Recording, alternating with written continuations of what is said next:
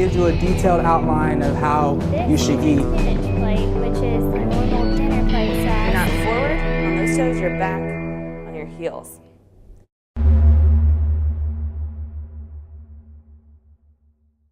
Hello everyone, my name is Marcus Thompson. I'm the Wellness Graduate Assistant at the Baszler Center for Physical Activity. I'm Shelby Stamets. I'm the Fitness Graduate Assistant also at the CPA. And this is our Bucs Live Well presentation. And we're here to talk to you about incorporating exercise into your everyday life. Now, the main things that we're going to talk about, we're talking about nutrition aspects. We're also going to talk about a couple fitness components like cardiorespiratory endurance, muscular strength, muscular endurance, and also flexibility training. But the first thing we're going to start off with is the nutritional aspect. With the nutritional aspect, I'm going to talk about something that's new to us now. It's called My Plate. It was developed by the United States Department of Agriculture, replacing My Pyramid. With My Plate, it gives you a detailed outline of how you should eat with the certain categories of food. So fruits, vegetables, grains, proteins, and also dairy. Also in My Plate, it tells you to be physically active, which goes into my next point with cardiorespiratory endurance. Okay, so for cardiorespiratory fitness, some activities can include hiking, walking, jogging, swimming, rowing, stair climbing, basically any of those activities you can do for a sustained amount of time that aren't too high intensity. So for frequency, how often you should be doing this, 3 to 5 times per week. And then for duration, 20 to 60 minutes of time spent doing that activity. Now it doesn't have to be all continuous in that one block of time, but you can do 10-minute or more intermittent bouts of that exercise. So let's say you don't have 60 minutes in your day to go for a run. So that's okay. You could do a 10-minute run in the morning, 20 minutes in the afternoon, walking briskly to class for your night class. It's really, don't feel overwhelmed feeling like you have to get an hour of time in for exercise. All right, now we're going to combine two of the fitness components. We're going to combine muscular strength and also muscular endurance in talking about resistance training. Now, resistance training is many exercises you can do, exercises for the upper body and also exercises for the lower body. Some exercises you can do for the upper body are push-ups, tricep dips, bicep curls, and what Shelby is going to demonstrate for us, or overhead press. So for performing the overhead press, bring your arms up about shoulder height, bent at the elbows. With 2 heavy objects in your hands, try to get something that's of equal weight. So can of soup, laundry detergent, gallon of milk, and have your elbows bent. You're going to press up over your head, extending and then flexing back down. Again, up and lower. And you want to have your hands in the peripherals of your eyes so you can see them. So not right behind you, not right in front, about at that angle. And from a side view, this is what it should look like. And careful not to arch your back. So you shouldn't be out here pressing up with your chest lifted. Bring it back down to neutral. Your bottom's tucked in under. Neutral knees. That's your overhead press. Now for the lower body, there's exercises also like lunges, hip bridges, calf raises, and also another exercise Shelby is going to demonstrate for us, a squat.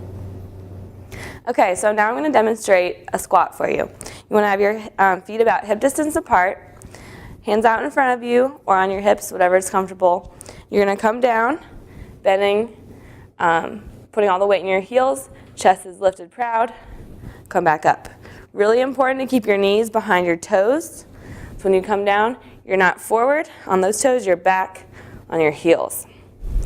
And then again from the side,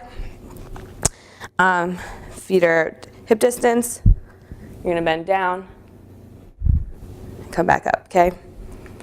So remember, really important to keep the knees behind the toes. Chest is lifted again. Go back up.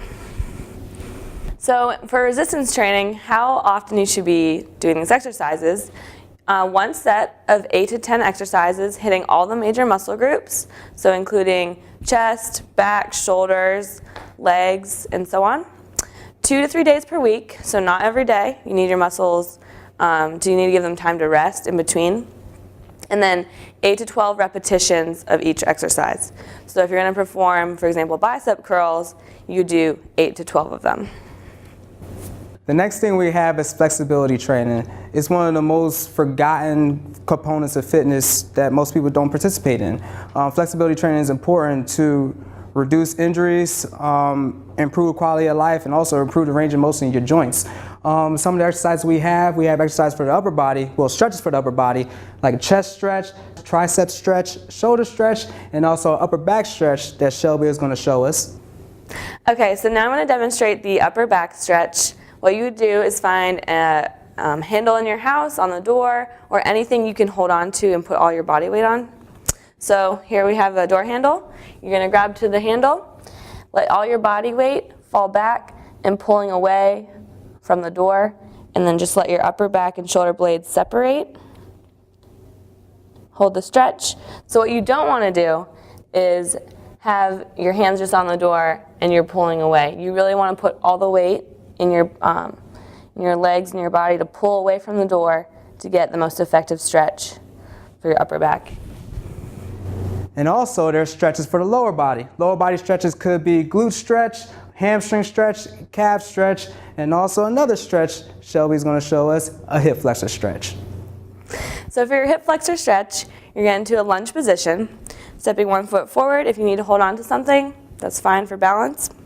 Take your back leg, and you're going to extend the back leg nice and straight. Front leg is bent forward. Chest again is proud, lifted. You're going to feel it all in the front of your thigh, the top by your hip. Hold for about 10 to 30 seconds, and then you're going to switch legs, same thing. So if you're doing this way, you're really going to be feeling it in your hamstring more instead of your hip flexor. So important to keep that forward leg bent and chest is lifted. If you're bent over, you're going to feel your hamstring. If you're up nice and lifted, you're going to get that stretch in the hip flexor, which is what we want. So for how often you should be doing flexibility training, about 2 to 3 days per week. And then for duration, you want to hold it for at least 10 to 30 seconds for 4 repetitions. It's really important to take your time on flexibility when you're stretching to really allow that muscle to improve and gain from the exercise. So we both work at the CPA, as you know. What can we do for you? Well, we offer 50 group fitness classes per week. They're free to students, faculty, and staff. And we have classes ranging from Zumba, Pilates, yoga, cycle. We even have martial arts classes, as well as HydroFit, which is a class in the pool.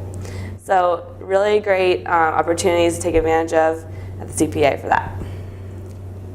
And for personal training, we have a good amount of great personal trainers. All of our personal trainers are nationally certified, and they will try to attain your goals as best as possible. The personal training rates, either you get 4 sessions or 8 sessions, but catch here, you get 2 free sessions, any one of our personal trainers. We also have other programs such as intramurals, outdoor recreation, sport clubs, aquatics, and then cardio and strength training in our main cardio area at the CPA.